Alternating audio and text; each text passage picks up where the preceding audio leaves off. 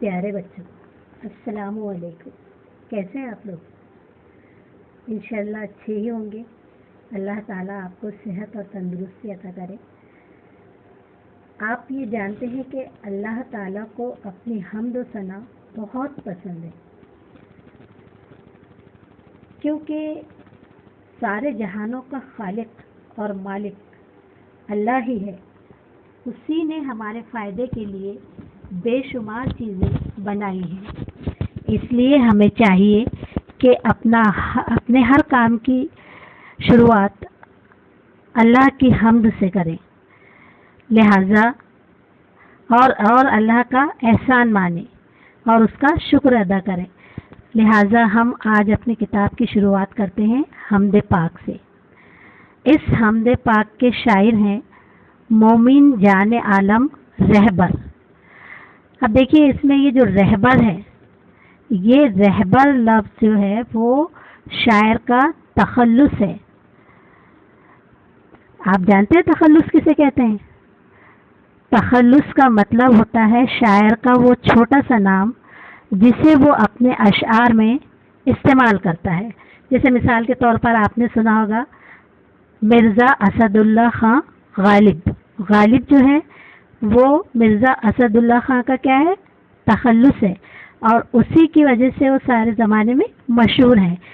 مرزا غالب جو ہے پورا نام کوئی نہیں لیتا، غالب کہہ دینے پر تخلص سے ہی ہم پہچان جاتے ہیں کہ اسد اللہ خان غالب کی جو ہے یہ نظم ہے یا ان کے اشعار ہیں۔ خدا کی زمین آسماں ہے خدا کا، حقیقت میں یہ کل جہاں ہے خدا کا۔ یہ ذرے، یہ تارے، یہ بکھرے نظارے ہیں اوراق جن میں بیاں ہے خدا کا۔ دیکھیے یہ زمین، آسمان، یعنی دنیا کی تمام چیزیں، کل جہان۔ اب کل جہان میں دنیا کی تمام چیزیں آ جاتی ہیں، چھوٹے سے چھوٹی، بڑے سے بڑی۔ چھوٹے سے چھوٹی چیز ذرہ، ذرہ جو ہوتا ہے وہ بہت کم، بہت معمولی، بہت چھوٹا سا ہوتا ہے۔ تارے، اتنے بڑے آسمان میں پھیلے ہوئے تارے، چاروں طرف ہم دیکھتے ہیں ہمارے اطراف میں مختلف قسم کے نظارے ہمیں دکھائی دیتے ہیں، پیڑ پودے اور جانور۔ یہ ساری چیزیں کیا ہے؟ یہ کس کی بنائی ہوئی ہے؟ اللہ تعالیٰ کی بنائی ہوئی ہے۔ اور شاعر کیا کہہ رہا ہے اوراق جن میں بیاں ہے خدا کا۔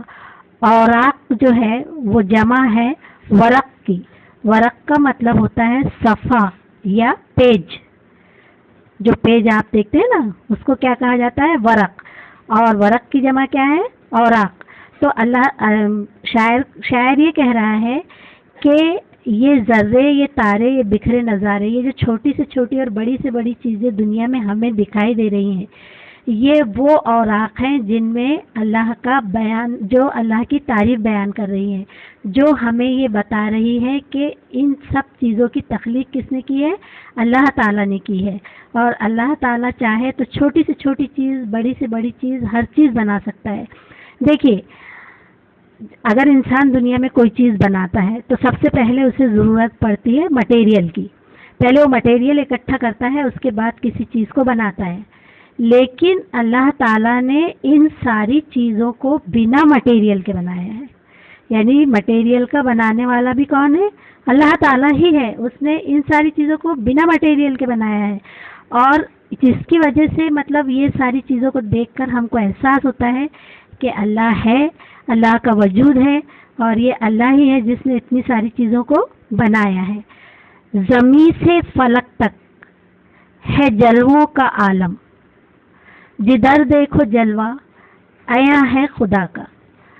جلوہ، جلوے کا مطلب ہوتا ہے خود کو دوسروں کو دکھانا۔ کیا مطلب ہوتا ہے اس کا؟ خود کو دوسروں کو دکھانا۔ زمین سے فلک تک ہے جلووں کا عالم۔ اگر ہم نظر ڈالیں، زمین سے آسمان تک نظر ڈالیں، تو ہم کو مختلف چیزیں نظر آتی ہیں جو اللہ تعالیٰ کی بنائی ہوئی ہے، جو اللہ تعالیٰ نے اپنی حکمت سے کیا کی ہے؟ اپنی حکمت سے ترتیب دے کر بنائی ہے۔ ہر جگہ، ہر چیز میں، ہر وقت، ہم کو کیا نظر آتا ہے؟ اللہ تعالیٰ کا جلوہ نظر آتا ہے. ان ساری چیزوں میں ہم کو کس کا جلوہ دکھائی دیتا ہے؟ اللہ تعالیٰ کا. جسے جسم میں لوگ دل کہہ رہے ہیں، خدا کا وہ گھر ہے، نشاں ہے خدا کا. اب دیکھیے یہاں شاعر نے بہت اچھی بات کہی ہے.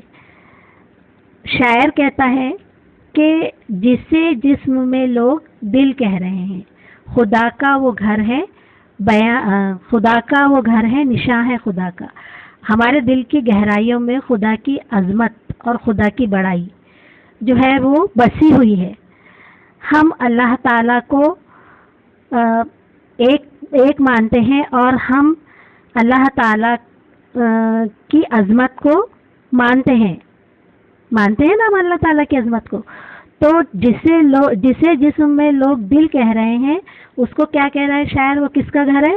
خدا کا گھر ہے. کیوں؟ کیونکہ ہمارے دل میں اللہ تعالیٰ کی بڑائی، اللہ تعالیٰ کی عظمت بسی ہوئی ہے. اس لیے ہمارا دل جو ہے وہ کیا ہے؟ اللہ تعالیٰ کا گھر ہے. وہ ایک طرح سے نشان ہے اللہ تعالیٰ کا. خدا نے بنایا ہے انسان کو اشرف، یہ انسان ہی رازداں ہے خدا کا. اب یہاں پر شاعر کہتا ہے کہ خدا نے بنایا ہے انسان کو اشرف. اشرف کا کیا مطلب ہوتا ہے؟ اشرف کا مطلب ہوتا ہے اعلیٰ، افضل. اللہ تعالیٰ نے انسان کو بہت افضل بنایا ہے، اسی لیے اسے اشرف المخلوقات بھی کہتے ہیں، کیونکہ وہ تمام مخلوق میں جو ہے وہ کیا ہے؟ افضل ہے. یہ انسان ہی رازداں ہے خدا کا. جب اللہ تعالیٰ نے انسان کو بنایا تھا تو اس نے انسان کو کچھ چیزیں ایسی بتائی تھی جسے صرف اور صرف اللہ تعالیٰ ہی جانتا تھا، اس کے علاوہ اور کوئی نہیں جانتا تھا. آدم علیہ السلام کو بنانے کے بعد اللہ تعالیٰ نے کچھ ایسی چیزیں ان کو بتائی تھی جو صرف اللہ جانتا تھا، ان کے علاوہ اور کوئی نہیں جانتا تھا. اس لیے یہاں پر کیا کہہ رہا ہے شاعر؟ اسی بات کی طرف اشارہ کرتے ہوئے شاعر کہہ رہا ہے کہ یہ انسان ہی رازداں ہے خدا کا. یعنی اللہ تعالیٰ کو جو معلوم تھا اللہ تعالیٰ نے وہ کسے بتایا تھا؟ آدم علیہ السلام کو بتایا تھا. تو اس لیے انسان کیا ہوا؟ اللہ تعالیٰ کا رازداں ہوا.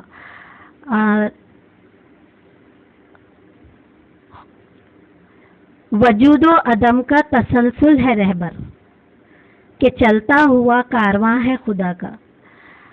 تسلسل مطلب سلسلہ. وجود یعنی کسی چیز کا موجود ہونا. یہاں پر مراد لی گئی ہے زندگی سے.